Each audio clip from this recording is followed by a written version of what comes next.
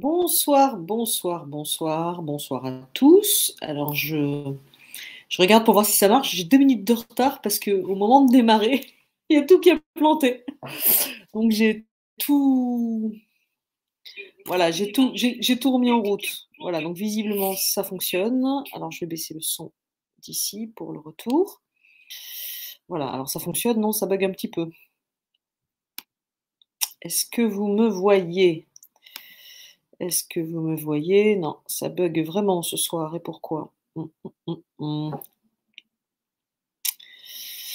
Tac, tac. Est-ce que vous me voyez bien ou pas? Si ça ne marche pas, ça ne sert à rien.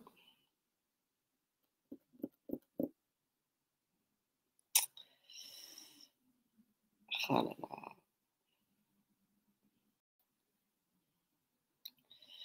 J'ai un réseau qui est un peu. J'ai un réseau qui est un peu compliqué en ce moment, je ne sais pas pourquoi.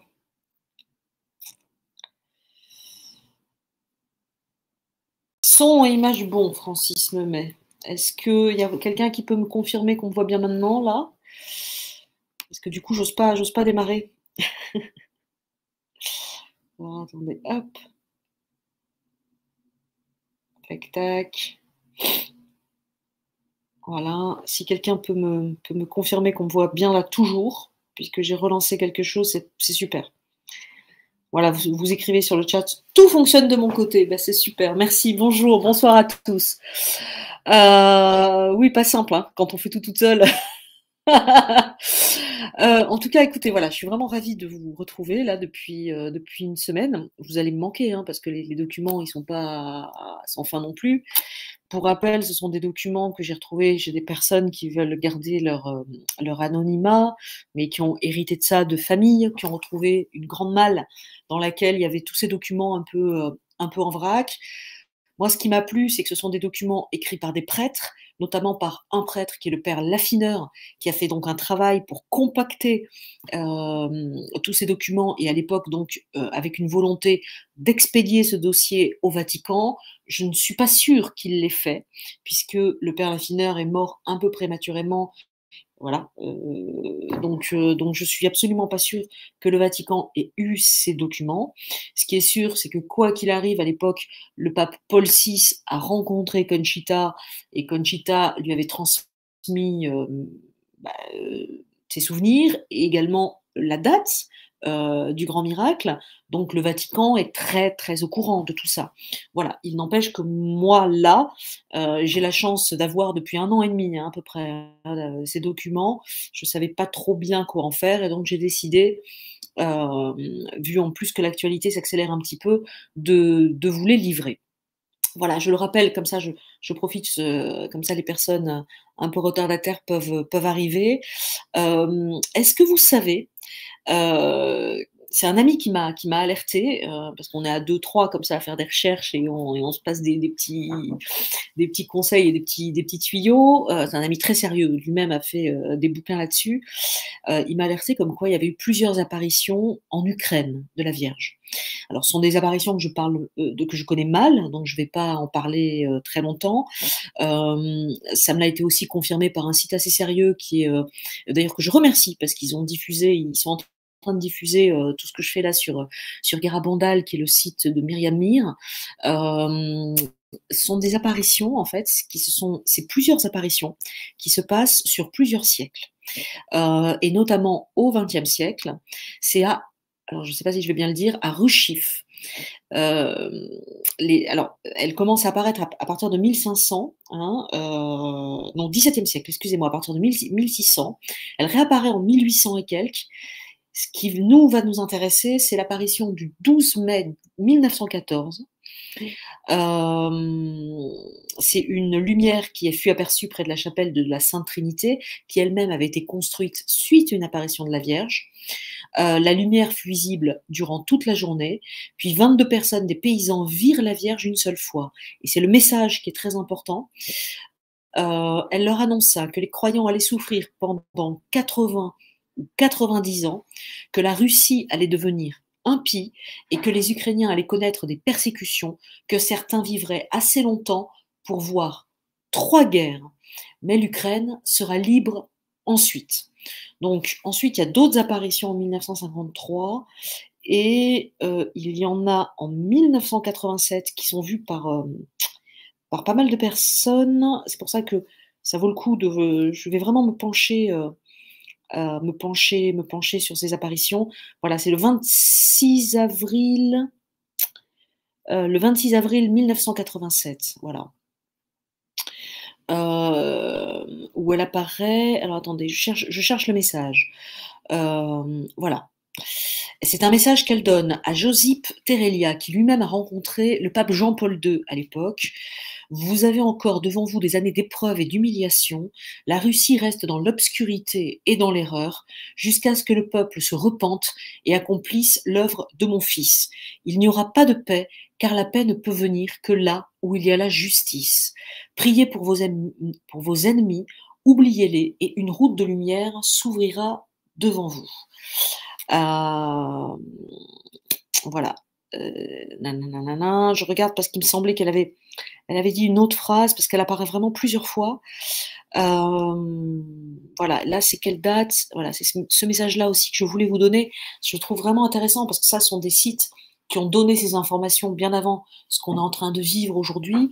Donc ça a une vraie répercussion. Alors après, vous savez, le problème dans les apparitions de la Vierge, je pense que vous le connaissez aussi bien que moi, c'est que beaucoup de personnes ont envie d'entendre des messages. Donc ils inventent des apparitions de façon consciente ou de façon inconsciente. Et moi, vraiment, tout le travail que j'essaye de faire, c'est d'être au plus près des documents, en fait, et des documents d'époque. Comme ça, il n'y a pas d'imagination qui rentre au milieu.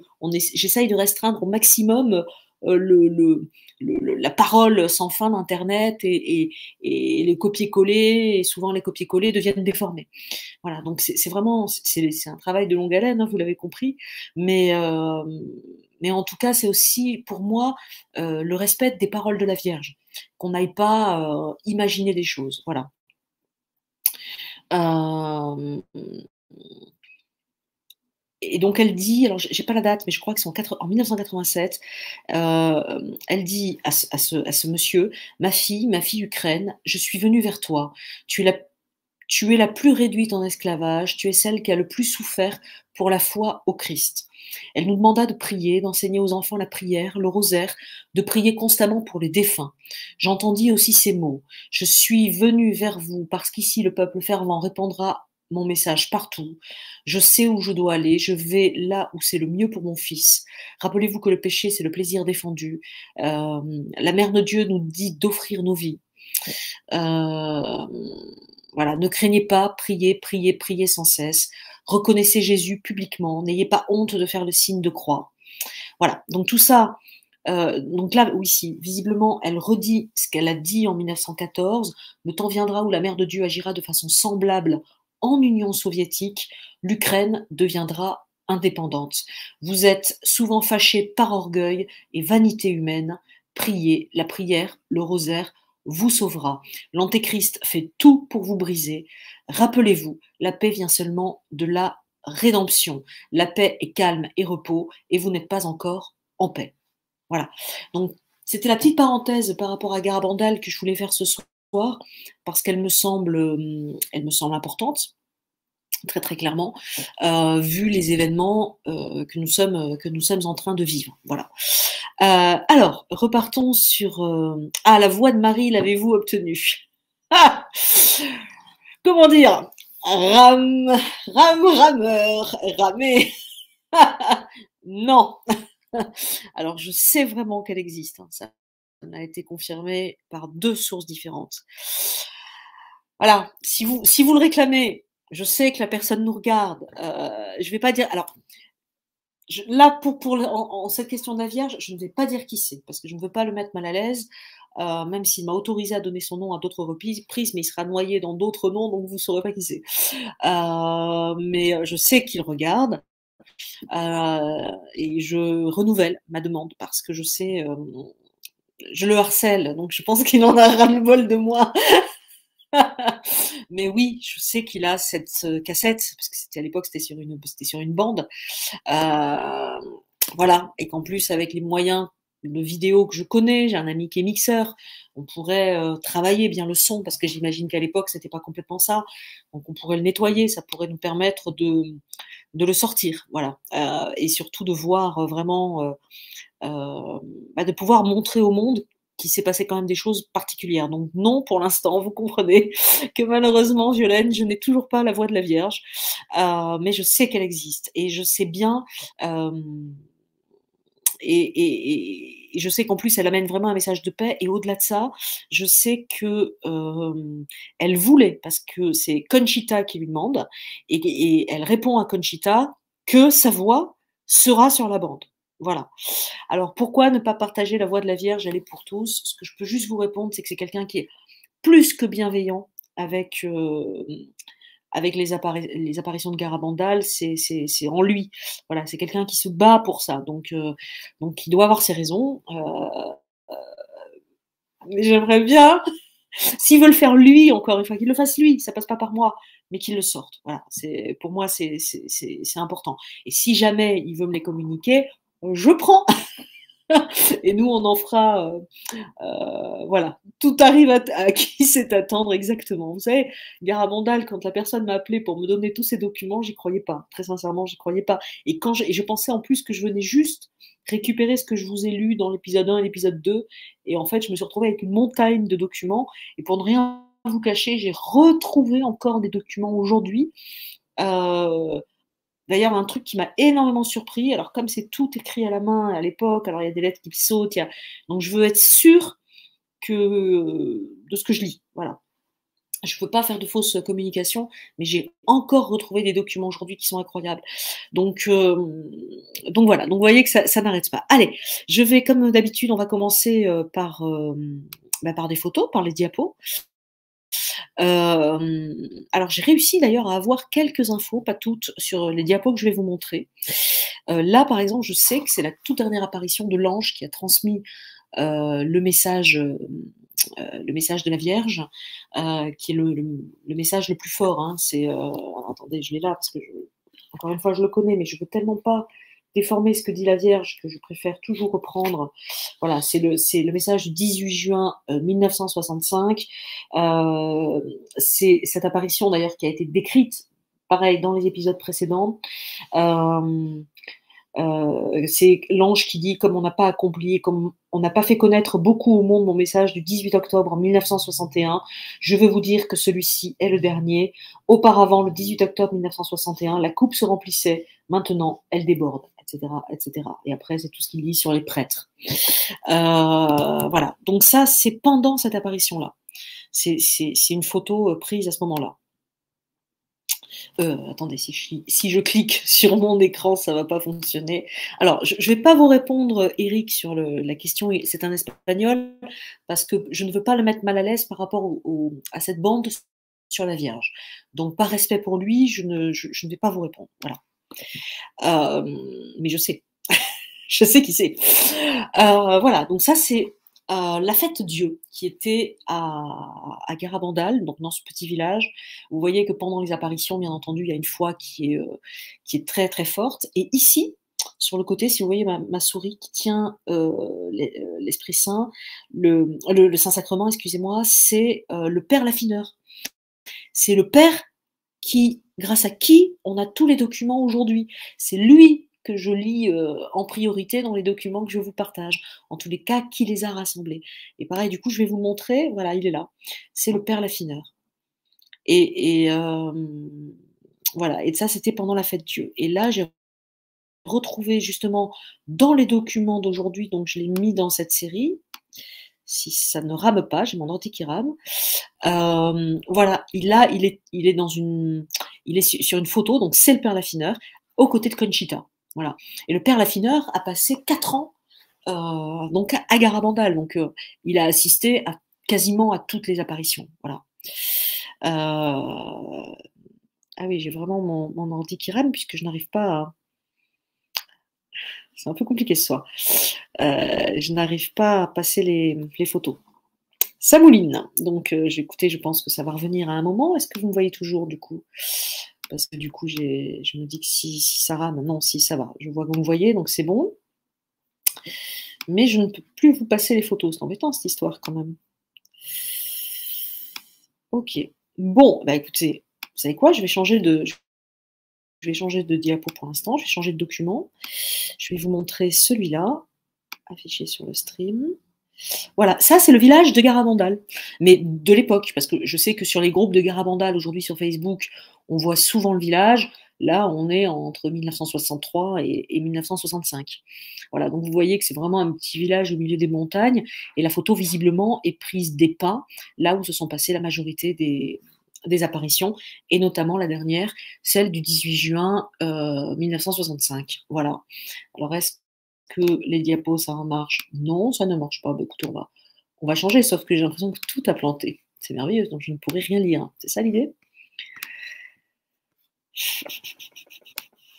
Alors, ouais, j'ai vraiment mon aperçu qui a planté. Donc je ne peux rien vous lire. C'est merveilleux. Euh, Alors, si je ferme mon aperçu et que je rouvre tout, on peut essayer. On va le faire, on va essayer de faire. Excusez-moi, je suis vraiment désolée. Si je ne peux pas vous lire les documents, je ne peux pas vous les lire. Dans ces cas-là, je vais éteindre mon ordinateur. On se revoit dans 5 minutes et je recrée un lien. Donc je suis vraiment. Ça mouline. Je ne peux pas vous lire je peux pas vous lire les documents. Alors attendez, je vais quand même essayer là. Comment il s'appelle ce document? 1963, résumé de la conférence du docteur Bonance. Alors je le rouvre pour voir si ça fonctionne. Tac, tac, tac. Je vais essayer. Ça ne fonctionne pas. C'est merveilleux. Donc, je suis vraiment désolée. Je suis intimement désolée. Alors, attendez, je vais quand même essayer de forcer à quitter. Comme je suis un peu dans le monde de l'ordinateur, donc allez, je force à quitter. Bim, bam, bam, je vais rouvrir. Voilà. Donc, tac, tac. Est-ce que vous me voyez toujours? Certainement oui. Donc, je vais rouvrir le texte du docteur Bonance, puisque c'est surtout le texte que je veux vous lire. Tant pis, les autres diapos, je vous les montrerai à un autre moment. J'ai l'impression que le texte ne veut pas venir. Voilà.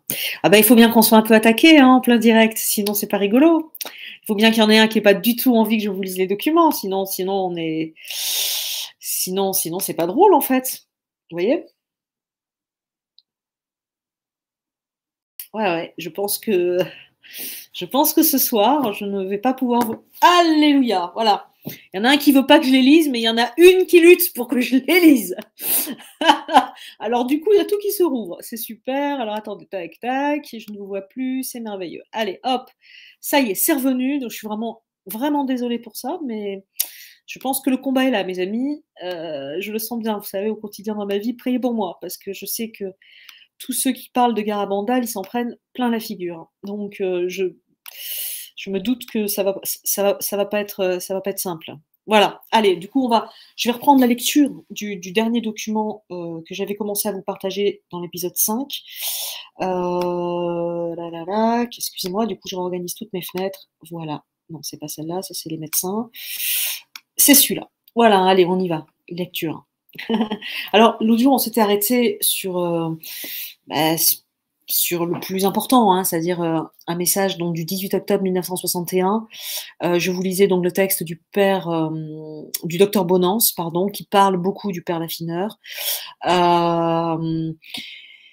Et on s'était arrêté sur ce message, hein, qui est le plus important avec celui que je viens de vous lire en 1965, justement, celui où l'ange revient en disant comme vous n'avez pas écouté ce message, ben moi je vous redonne celui-là et je vous dis que c'est ça qui est important. Il faut prier, il faut faire des sacrifices, il faut prier pour les prêtres, prier pour le monde et surtout il faut être bon.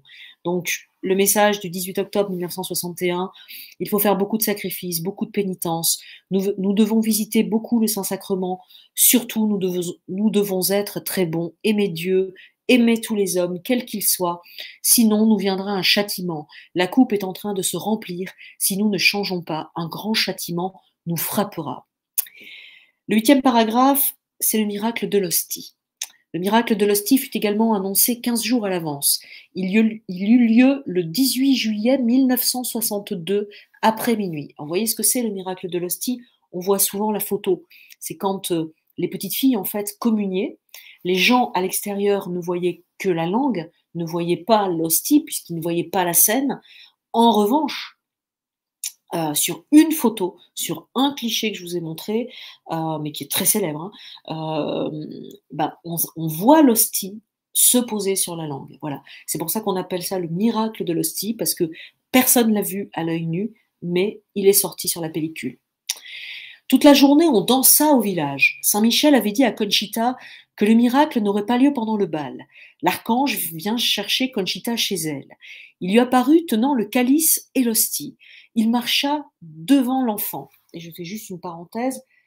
Regardez, en fait, c'est pour ça que toutes les personnes qui attaquent Garabandal, regardez en fait le soin qu'il y a à la messe, à l'hostie, au calice. Comme à Fatima. À Fatima, on oublie souvent, mais avant les apparitions de la Vierge, il y a l'apparition de l'ange du Portugal qui les fait communier, les enfants. Les enfants diront qu'ils voyaient le calice flotter en l'air. Donc, il leur dit la messe, l'ange. Donc, on retrouve ça à Garabandal. Moi, c'est ce qui me touche, en fait, c'est le lien, et ce qui, pour moi, d'ailleurs, est une des choses qui fait qu'on peut vérifier les apparitions, c'est que les apparitions se répondent. Au fur et à mesure des années, elles se répondent. Et ça, les enfants ne peuvent pas l'avoir inventé. Les petites, elles n'avaient pas passé leur bac, et leur fac Fatima. Elles avaient 12 ans, voilà, elles savaient à peine lire, à peine écrire. Elles ne peuvent pas avoir inventé ça. L'ange est venu me chercher dans ma cuisine. C'est surréaliste, en fait. Donc l'ange, il lui apparut tenant le calice et l'hostie. Il marcha devant l'enfant. Le maçon Pépé, qui attendait tant ce miracle, prit Conchita par le bras et ne le lâcha pas durant tout le trajet. Il tenait une torche à la main droite. Il y avait foule. Deux gardes civils protégeaient la voyante. L'un d'eux fut renversé, l'autre vit le miracle et en témoigna. À 60 mètres de sa maison, Conchita tomba à genoux. Ces chutes des enfants à genoux sont très brutales. On croirait qu'elles se brisent les os. Or, chaque fois, elle se relève, absolument indemne. Alors se produisit le miracle de l'hostie, devant de nombreux témoins. Il fut même photographié et filmé. Et du coup, ça prouve que je vous ai dit une ânerie, c'est pour ça qu'il ne faut jamais s'éloigner des documents. Ce soir-là, les gens autour l'ont vu, vous voyez, comme quoi. Pourtant, croyez-moi, je les lis, les documents, mais vous voyez, c'est pour ça que je tiens tant à ce qu'on reste scotché au texte, parce que l'imagination, même quand on veut bien faire, vous emmène ailleurs. Et c'est moi ce que j'observe sur les réseaux sociaux. Donc, vous voyez, je viens de le faire moi-même, alors que non, c'est ce soir-là, l'entourage dont le garde civil a vu le miracle, alors que d'habitude, il ne le voit jamais. Voilà. Le maçon raconte: je vis comme un anneau sur la langue de Conchita que j'éclairais avec ma torche. Cet anneau devint une petite chose blanche très brillante. Au début, elle était pareille à une petite pièce d'argent que voici. Disons notre pièce nouvelle de 0,05 francs, ça devait être les francs espagnols. Puis je la vis croître en diamètre, comme ce douro, pièce pareille à celle de nos 5 francs nouveaux. Donc les 5 francs de l'époque, hein, je crois que le document il est écrit en 1965 ou 69. Ce n'était pas fini. Je la vis croître en épaisseur. J'avais envie de crier et je pressais le photographe de filmer, disant que le miracle allait cesser. Le miracle dura 3 minutes environ. Si l'on interroge Conchita, elle répond: l'hostie était pareille aux autres, era igual. Le père conclut: je crois qu'il y eut en réalité 2 miracles, l'un pour Conchita et l'autre pour l'assistance. De plus, il faut que l'on sache que le centre du message de Garabandal, c'est l'Eucharistie. Telle est bien la doctrine catholique. Sans l'Eucharistie, vous ne pouvez pas vivre. Ce sacrement est le centre de la vie chrétienne. Sur terre, nous devons nous unir à notre Dieu en mangeant la chair et en buvant le sang de Jésus. Remarque importante.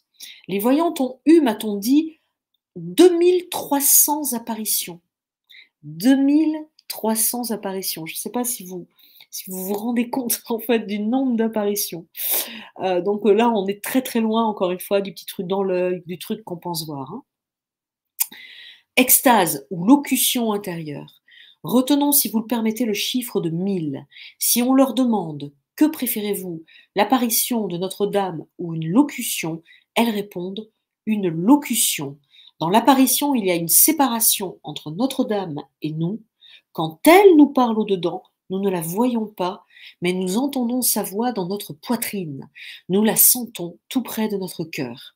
Si on leur demande que préférez-vous, une locution ou la Sainte Communion, elles répondent la communion parce que nous nous unissons à Jésus, parce que c'est l'union avec Dieu. Réponse d'une théologie parfaite et extraordinaire pour leur âge. Et c'est un prêtre qui écrit ça. Du 18 juin 1961 au 20 janvier 1963, ce fut presque journellement que ces 4 petites filles furent en communication avec le ciel. La foule les voyait suivre des yeux l'apparition. Elles marchaient, la tête haute ou renversée en arrière. Notre-Dame parlait et était aimable comme une mère avec ses enfants. Notre-Dame parlait et était aimable. Bon, là, il y a une redite dans le texte, comme une mère avec ses enfants. Jamais elle n'a été aussi tendre. Un jour, elle leur apparut avec l'enfant Jésus. Il était tout petit, comme un enfant qui vient de naître. Notre-Dame le prêta aux petites, et le Père mime alors la scène et les gestes des voyantes se passant l'une après l'autre, le fils nouveau-né de Marie. Une scène analogue se reproduisit plusieurs fois. La Vierge prêtait sa couronne à ses petites amies. Le Père fait les gestes des enfants, se passant le diadème et le posant chacune sur sa petite tête. Sortie de l'extase, en réponse aux questions de l'assistance, Conchita répondit plus d'une fois: « Quand nous nous passons le diadème, il faut faire attention de ne pas se brûler aux étoiles. » Je trouve ça fabuleux. Je trouve ça fabuleux. Voilà. Excusez-moi, mais je pense que ceux qui critiquent, ceux qui attaquent Garabandal n'ont pas lu ça. C'est pas possible. C'est impossible. Parce que des 4 petites filles comme ça ne peuvent pas inventer ça. C'est pas possible. Le cinéma n'existe, et il existe, mais je pense que ces petites filles n'y sont jamais allées quand elles vivent ça. Elles étaient encore une fois dans leur village reculé, sans électricité, sans rien, sans eau courante. C'est magnifique en fait. C'est moi quand je lis ça, c'est la grâce en fait. Voilà. En ces circonstances, la foule ne voyait que les gestes, n'entendait que leurs paroles et non pas celles de Notre-Dame. Pourtant, une fois, la foule vit une étoile monter vers le ciel. Oh, une étoile qui s'est échappée de ses pieds, s'écrièrent les voyantes devant la foule médusée. Voilà. Les conversations mystérieuses duraient parfois longtemps. On a enregistré un certain nombre en posant un micro de magnétophone sur les lèvres des voyantes. Celles-ci parlaient de tout à leur vision. Habituellement souriantes, Notre-Dame les écoutait inlassablement, mais ses réponses étaient rares et brèves. Les assistants ne les connaissaient que l'extase terminée, et quand ces réponses n'étaient pas secrètes. Un jour, par exemple, on entendit Conchita demander avec insistance: « Mère, quel est ce prêtre ici dans la foule ?» La Vierge finit par répondre: « C'est un dominicain. » Une autre fois, Conchita demanda: « Quel est le pays que tu préfères ?» Notre-Dame ne répondit rien. La question fut réitérée. Notre-Dame ne répondit pas davantage. Alors Conchita lui dit: « Que penses-tu de l'Espagne ?» Enfin la Vierge parla: « L'Espagne est pieuse, mais il y a des pays qui font beaucoup plus de sacrifices qu'elle. » Que pense Notre-Dame de la France ? Peut-être pouvons-nous nous référer à cette lettre de Conchita à un Français fonctionnaire des PTT, venu voir les merveilles de Garabandal et qui, par respect humain, manqua le miracle de l'hostie. Petit Français, ta mère du ciel t'aime beaucoup, mais toi, aimes-tu ta mère ? Et je ne veux pas vous dire de bêtises, mais j'ai cette lettre dans les documents. D'ailleurs, peut-être si on a le temps, faites-moi penser à la fin de cette séance. Je vais vous lire, il faut que je vous la retrouve, mais bon, vu que j'ai rouvert tous les documents, je vais vous la retrouver. J'ai cette lettre, je suis sûre de l'avoir lue. 2 soirs de suite, les enfants eurent la vision du châtiment dont nous sommes menacés. Ce fut le miracle des cris. Voilà. Donc là c'est moins drôle, c'est moins poétique. On entendit la détresse des voyantes, que les petits enfants meurent avant, puis que les gens aient le temps de se confesser. Je vais vous relire ce passage, parce que c'est très important. 2 soirs de suite, les enfants eurent la vision du châtiment dont nous sommes menacés. Ce fut le miracle des cris. On entendit la détresse des voyantes, que les petits enfants meurent avant, puis que les gens aient le temps de se confesser. Juste, je vous redonne l'ordre. Avertissement, grand miracle, châtiment. La Vierge a confirmé que l'avertissement et le grand miracle se passeraient. En revanche, que le châtiment était au conditionnel. Le châtiment, donc ça là, ce qu'on est en train de lire, ne se passera que si nous ne nous convertissons pas, que si nous ne prions pas, que si nous ne faisons pas pénitence. Voilà. La nature de cette vision est encore secrète. Elle fut terrible, et les cris poussés par les petites filles épouvantèrent les nombreux témoins. Quelques jours plus tard, tout le village, sauf 4 ou 5 adultes, se confessait et communiait. Ils ont eu du boulot, les prêtres, à ce moment-là, je vous le dis, moi. Ils en ont beaucoup de boulot aujourd'hui et on peut prier pour eux.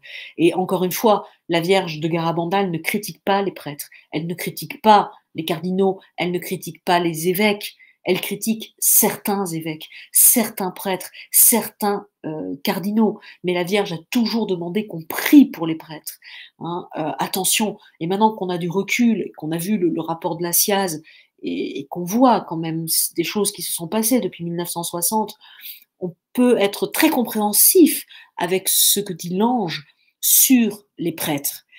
À ce moment-là, sur certains prêtres, on peut comprendre pourquoi le ciel était très en colère par rapport à ça et qu'il nous a alertés. Quelque part, sa Garabandal confirme ce que nous venons de vivre à Lourdes avec la conférence des évêques. Ça confirme tout ça avec le rapport de la SIAZ. Donc on comprend en fait ce que disait l'ange le 18 juin 1965. Au temps des extases, les petites menaient une vie de grande pénitence. Une fois en 84 heures, le père en a dormi 8 et les petites 4. Le ciel ne leur laissait pas de répit, mais soutenait leur force physique. Des théologiens sont sur les lieux et le père y a accompagné un enquêteur espagnol, un théologien éminent. Certains évêques d'Espagne sont favorables à l'authenticité surnaturelle des faits. Le père cite alors le nom de l'un d'eux qui a fait au concile une intervention remarquable. Et sur la force physique, moi je voudrais, pareil, faire une petite aparté sur Bernadette Moriot, que j'ai eu la grâce de rencontrer à plusieurs reprises, et là à Lourdes très récemment, et qui peut-être nous suit, parce que on est vraiment resté en contact. C'est une sainte vivante, hein. Elle donne toute sa vie. Si elle m'entend, elle doit sourire, elle doit éclater de rire. Je l'imagine en train de faire voilà. Mais pour moi, c'est ça, Bernadette Moriot, donc la dernière miraculée de Lourdes. Ce qui m'hallucine, c'est la forme physique de ce petit bout de femme qui, je crois, je pense, je transgresse pas un secret, vous avez plus de 80 ans, ma sœur, mais vous avez une forme. Moi, j'ai moins que vous, je suis fatiguée. Moi, je voyais à Lourdes, j'étais fatiguée. Je dis encore, on repart là, encore. Vous, elle courait partout. Ben, nous, on partait se coucher. Elle disait, ah ben moi, je vais faire un témoignage. Voilà. Je pense vraiment que quand le ciel vous porte, et ben, il n'y a plus de problème de physique. Vous êtes plus fatigué. Vous ne sentez plus rien. Je l'ai vu chez Bernadette Moriot. C'est vraiment quelque chose qui m'a marqué. Et ben là, c'est exactement ce qui se passe, vous voyez, pour la petite de Garabandal et pour le père Laffineur. Enfin, le grand miracle promis par Notre-Dame. Le grand miracle. Il sera annoncé 8 jours d'avance par Conchita. Il aura lieu à 20h30. Ce sera un jeudi, jour de fête d'un jeune martyr de l'Eucharistie, ne coïncidant pas avec une fête de la Vierge. Ça, c'est très important. C'est très important parce que j'ai entendu, vous voyez, je fais une réflexion à voix haute, il y a un jeudi du mois de mai, je crois que c'est le 26 mai, je crois que c'est je ne veux pas vous dire de bêtises. Dites-moi ce que c'est le 26 mai de cette année. Je ne sais plus si c'est... dites-moi. Si vous pouvez le regarder, dites-moi. Mais je me demande si c'est pas... Non, je crois que c'est le... Non, je crois que c'est la Pentecôte. Donc c'est... Parce qu'il y en a... J'ai lu des pronostics, je déteste ça, mais qui correspondent au 26 mai. Vous voyez, je redécouvre moi-même les documents avec vous. Hein. Puisque je vous assure, je lis, mais j'en ai tellement que je ne peux pas tout lire. Mais dites-moi ce que c'est le 26 mai. Quelle est la fête la fête, là, ça tombe un jeudi. Et j'ai entendu des pronostics comme quoi ça tomberait peut-être ce jeudi-là. Voilà. J'aime pas ça, les pronostics, hein, personnellement. Mais voilà. En tout cas, Donc, jour de fête d'un jeune martyr de l'Eucharistie ne coïncidant pas avec une fête de la Vierge. Un jésuite espagnol a vu ce miracle pour lui seul et il en est mort de joie quelques heures après. Et je pense que c'est le jésuite espagnol, c'est Luis Andreu. Hein. Ce miracle qui dépassera le prodige de Fatima, le miracle qui dépassera le prodige de Fatima, sera un miracle d'amour. Donc il y en a plein qui ont peur de ce miracle. C'est un miracle d'amour. Donc cessez d'avoir peur. Prions pour ce miracle comme un ultime effort de Notre-Dame pour sauver son peuple en perdition. Ce grand miracle sera vu de tout Garabandal et de la montagne environnante, et par le Saint-Père, là où il sera.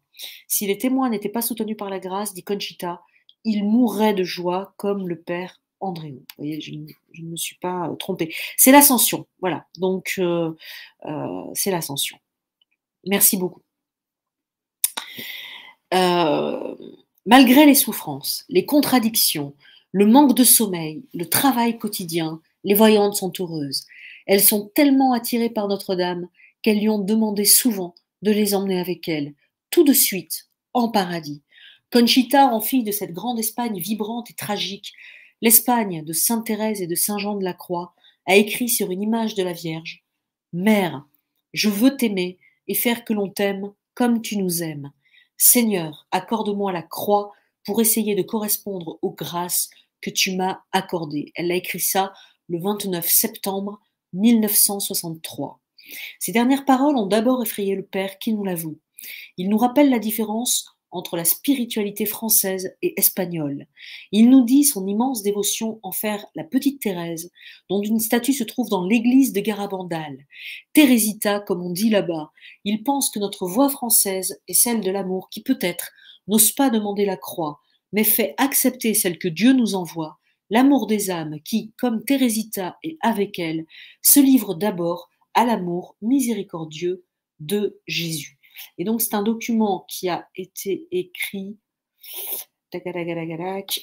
en 1963. Donc, vous voyez qu'on est vraiment au cœur des apparitions. On n'est pas, encore une fois, avec les dires et les redires sur Internet. Alors, je vous disais que je pensais que j'avais la lettre. Alors, attendez, si vous m'accordez 2 secondes, on n'en est plus là. Je vais voir si je peux la rouvrir, cette lettre. Alors après, je ne voudrais pas faire planter la machine, parce que comme ça a un peu planté il y a 5 minutes. Ah ouais, non, là, ça part en vrille, puisque ça vient... Non, mais là, je pense que... Le témoignage, elle est là, cette lettre. Elle est là. Alors, attendez, est-ce que c'est celle-là? Je crois que c'est celle-là. Attendez, je veux, parce que je suis un peu noyée.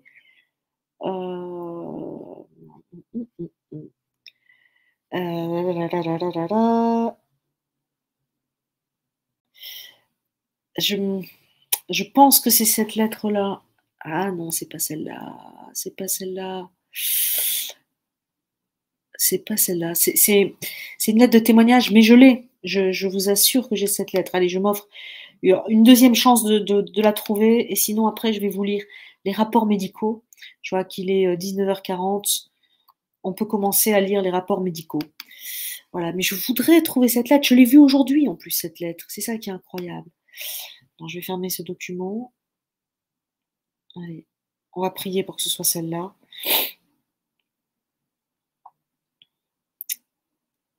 Tac, est-ce que ça s'ouvre? Est-ce que ça s'ouvre pas? Non, je crois pas. C'est pas celle-là.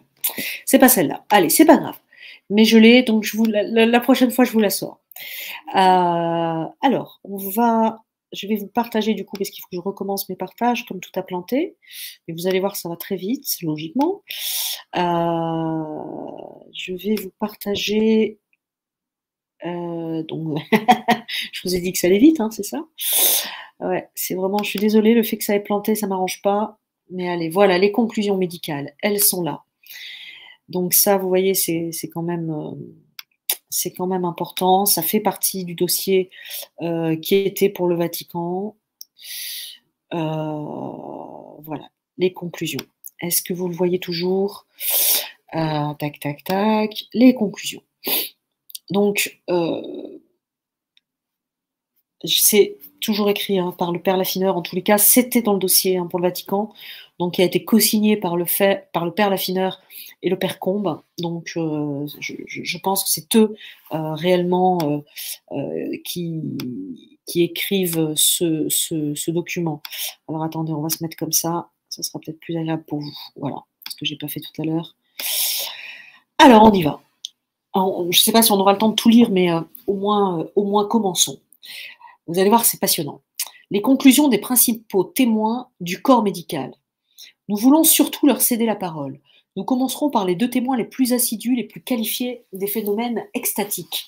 Nous continuerons par d'autres avis parvenus à notre connaissance, pour terminer par les médecins de la commission spéciale nommée en 1961 par don Doroteo Fernandez, administrateur apostolique de Santander à cette époque. Voici la traduction intégrale d'une lettre récente en réponse à des questions posées par un professeur de la faculté de médecine de Lyon et par un autre médecin français en leur nom et au nom d'autres confrères. Donc là, en l'état,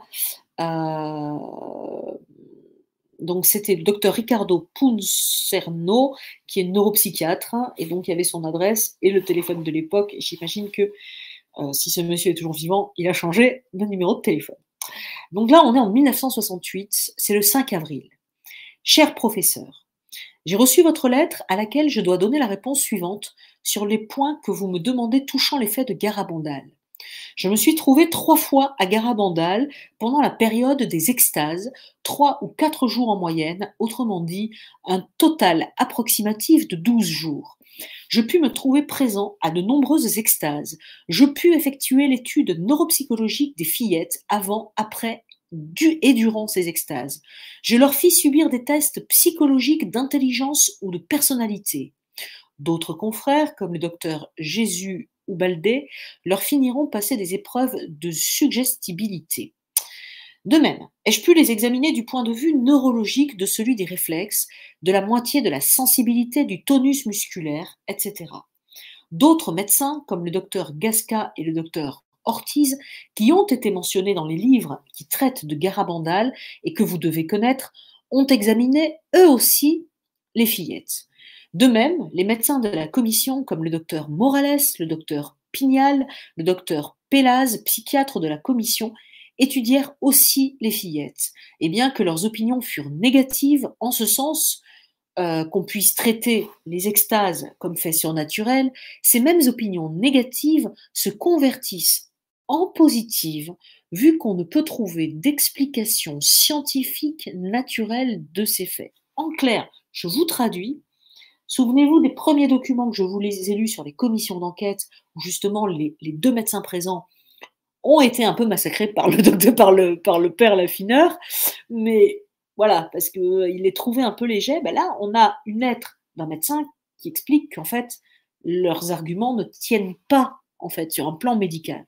Donc c'est intéressant de voir les avis qui divergent des médecins. Sauf que le problème, c'est que l'opinion sur Garabandal s'est fait tout de suite par cette commission qui était pas très sérieuse, d'après ce qu'on a compris, et de manière très étayée, très documentée par le père Laffineur. Donc, le médecin corrobore complètement les écrits du père Laffineur.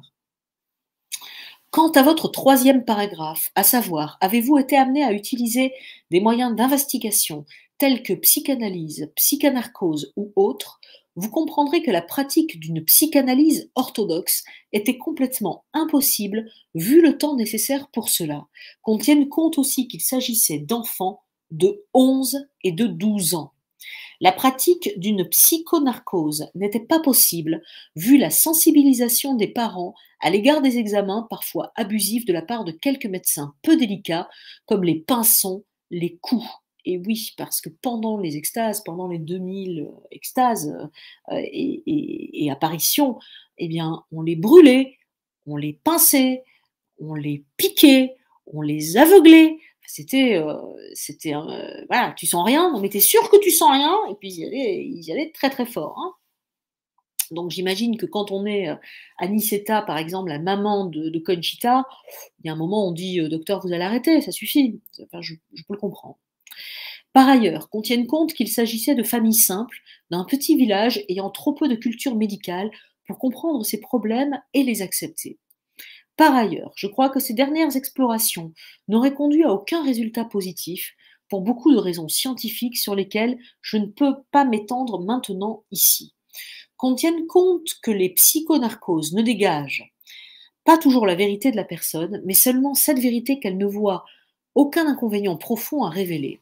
D'autre part, dans le cas des voyantes, leur autoconviction est si grande qu'elles donneraient leur vision pour vraie jusque dans la psychonarcose. Je suppose que vous comprendrez ce que je veux dire. Je pense qu'il faut être bien médecin pour comprendre totalement ce qu'il veut dire, mais on sent bien qu'il argumente. S'il y a des médecins parmi vous, je serais curieuse d'avoir l'avis sur ce document.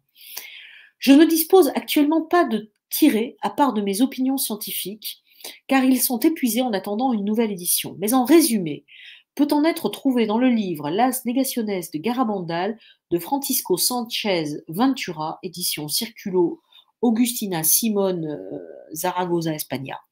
Je suis à votre disposition pour quelque éclaircissement que ce soit sur tel point particulier qui pourrait vous intéresser. Je profite de cette occasion, cher professeur, pour vous exprimer mes sentiments les plus distingués. Et ce docteur signe Ricardo Puncerno. Quant au résumé plus haut, donc là c'est le père Laffineur qui reparle. Quant au résumé mentionné plus haut, il fut présenté sous forme de conférence par le docteur Puncerno lui-même le 18 juin 1966 au Palais de la Musique de Barcelone. Son importance est telle que nous en offrons ici la traduction partielle. Pour plus de clarté, nous étudierons l'une après l'autre les hypothèses possibles que l'on peut formuler. Première hypothèse, simulation consciente. Elle n'est pas possible si l'on examine les faits dans leur ensemble. Ces phénomènes durèrent plus d'1 an et demi avec une grande profusion et intensité. Il y eut des fois où l'état extatique de transe dura quelques 7 heures. Ça, on l'a déjà dit, mais 7 heures en transe. La transformation des enfants durant les extases est inimitable. Dans beaucoup de films et photos où on les voit en état extatique, tranquille, absorbé, qu'elles soient 2, 3 ou 4, les changements simultanés d'expression émotive du visage en dixièmes de seconde et très exactement avec la même expression repoussent la possibilité de simulation, quel que soit le nombre de répétitions préalables qu'elles auraient pu faire. La série de faits concomitants fait rejeter la possibilité d'une comédie. Personne n'admet la simulation, pas même ceux qui ne croient pas. Il est curieux que les seuls qui acceptent cette solution, ou du moins qui en parlent, sont certaines des fillettes lorsqu'elles nièrent l'authenticité de leur vision. Elles disent qu'elles les ont fait venir. Et ça a été, je crois, le cas de Marie Cruz, et un des documents hallucinants que j'ai retrouvé aujourd'hui de Conchita, qui parle de la négation de Marie Cruz. Voilà, ça, je vous le lis dans l'épisode suivant, mais je voudrais bien le déchiffrer parce que c'est pas si simple. Tout est écrit à la main. Deuxième hypothèse, simulation inconsciente, hystérie classique. On sait que la névrose hystérique a été appelée la grande simulatrice. En l'occurrence, la simulation serait subconsciente ou peut-être semi-consciente. Étudions d'abord les faits eux-mêmes, en eux-mêmes, et ensuite la personnalité des voyantes. Les transes ou états extatiques. Durant les extases, raptes ou états de transe, il y a perte de la sensibilité et de l'activité sensorielle. Les expérimentations médicales répétées, faites par divers collègues nous l'assurent. Les transes étaient de 3 types: statiques, en marche, en forme de chute extatique. Au cours de certaines marches en état de transe, parfois très rapides et en forme de course, il arriva qu'elles fussent heurtées de front par quelques personnes les bousculant violemment. La tête de la fillette rebondissait contre les pierres du sol à vous donner le frisson. Néanmoins, la fillette se relevait suavement, sans sortir de son état de transe et sans donner le moindre symptôme de douleur ou de frayeur. Au réveil, on ne trouva ni trace de coup, ni hématome. L'ayant questionnée, la fillette me déclara qu'au cours de la vision, elle n'avait noté qu'une très légère secousse comme due à un petit courant électrique. Les réflexes pupillaires et cornéens sont normaux.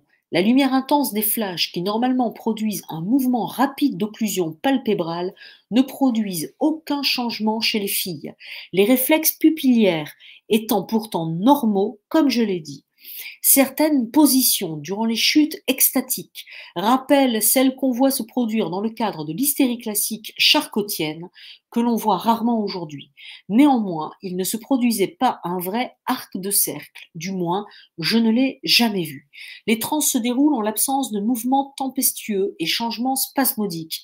Il n'y a pas non plus le condiment désagréable de soupirs, lamentations, attitudes dramatiques et piété affectée.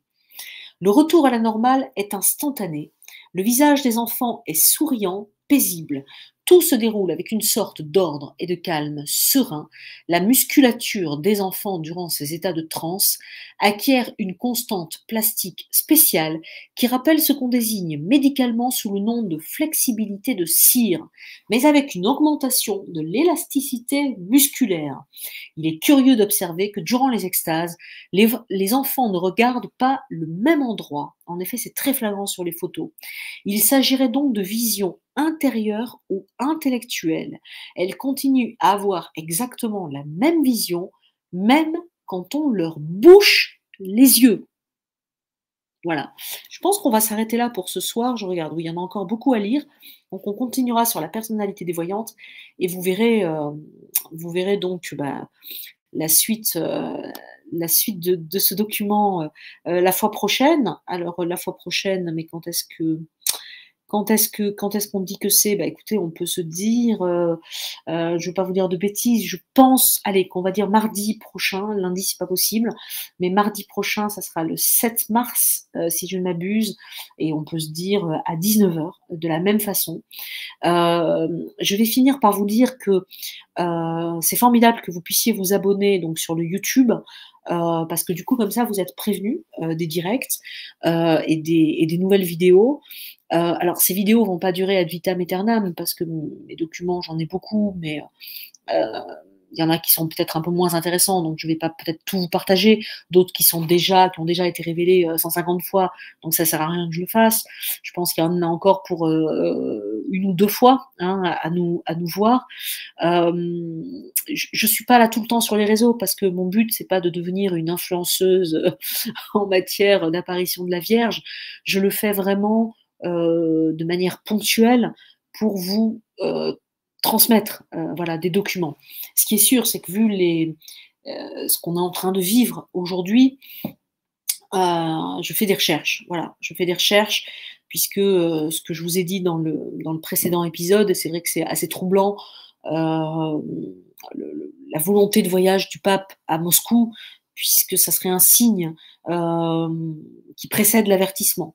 Voilà, donc c'est pour ça que je trouve intéressant qu'on se parle de Garabandal en ce moment, mais encore une fois, ne tirons pas des plans sur la comète, faisons confiance. Hein, je pense qu'on l'a lu tout à l'heure, le grand miracle est un miracle d'amour, et l'avertissement nous rappelle à notre âme, à notre conscience. Donc, quoi qu'il arrive, c'est quelque chose d'utile pour nous tous. Moi, la première, c'est parce qu'après, on a envie d'aller demander pardon. Vous voyez, on a envie parce que j'imagine que j'ai pas tout bien fait dans ma vie. J'imagine que je suis passée très souvent à côté du bien que j'aurais pu faire, et j'imagine même que volontairement ou involontairement, j'ai pu faire du mal. Donc, je vais moi aussi m'en prendre plein la figure ce jour-là. Je vous rassure, on va tous s'en prendre plein la figure, mais c'est pour le bien de l'humanité. Donc, moi, j'ai hâte que ça arrive. Voilà, peut-être que des manipulations humaines s'arrêteront, peut-être que la guerre s'arrêtera. Voilà. Donc, je vous invite aussi à la prière. Je vais peut-être lancer aussi une action de prière. Ça, par contre, oui, on me le réclame. Ça fait plusieurs fois qu'on me le réclame. Mais je sais qu'il y a tellement de choses qui se font que je me demande en quoi ça sert que moi je fasse la mienne. Voilà. Je vous invite plutôt à vous greffer sur ce qui existe déjà. Mais si c'est vraiment une vraie demande de votre part, je le ferai parce que je ne vais pas refuser ça. Voilà. Donc, écoutez, je vous dis donc à mardi soir à 19 heures. Je me permets de vous embrasser. J'espère que les informations aujourd'hui, et je le dis parce que les dates s'en vont sur YouTube. Aujourd'hui, on est le vendredi 4 mars 2022. Donc, on est la Russie est en conflit avec l'Ukraine, mais ça sent pas très très bon avec le monde entier. Donc bah voilà, je vous invite à la prière et j'espère que ce week-end voilà, va faire que le cessez-le-feu voilà, aura lieu en Ukraine et que la paix pourra se rétablir dans le monde. Voilà. Merci Violaine, je suis touchée par votre message. Merci beaucoup. Je vous souhaite une très bonne soirée, un très bon week-end et je vous dis donc à mardi. Et si vous avez des documents sur Garabandal et si Monsieur Mystère, vous avez la voix de la Vierge, je l'attends. Vous voyez bien que je ne suis pas la seule à l'attendre. Je vous embrasse. Au revoir.